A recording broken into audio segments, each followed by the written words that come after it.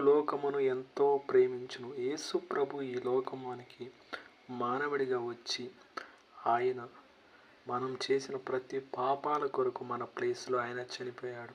ఎంత ప్రేమించాడంటే ఈ లోకంలో ఉన్న ప్రతి మానవుడు రక్షింపబడాలని మన ప్లేస్లో ఆయన చనిపోయాడు. ఆయన చనిపోయి రక్తం చిందించి మన కొరకు రక్షణ తెచ్చాడు.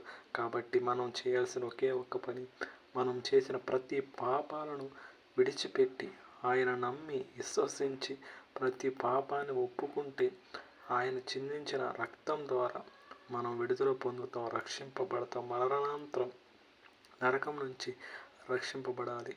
ఈ లోకంలో ఉన్న ప్రతి ఒక్క మనిషి ఏదో ఒక రోజు చనిపోవాలి.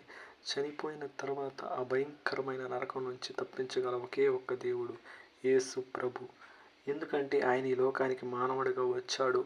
అదేవిధంగా ఆయన మానవుని పాపాలకి మరణించడమే కాక మరణం నుంచి తిరిగి లేచాడు. మరణాన్ని గెలిచిన ఆయనే పాతాళం నుంచి, నరకం నుంచి, మరణం నుంచి మనం తప్పించగలడు. మన కోసం రక్తం చిందించి ఏ పాపం ఎరిగిన ఒకే ఒక్క దేవుడు యేసు ప్రభు.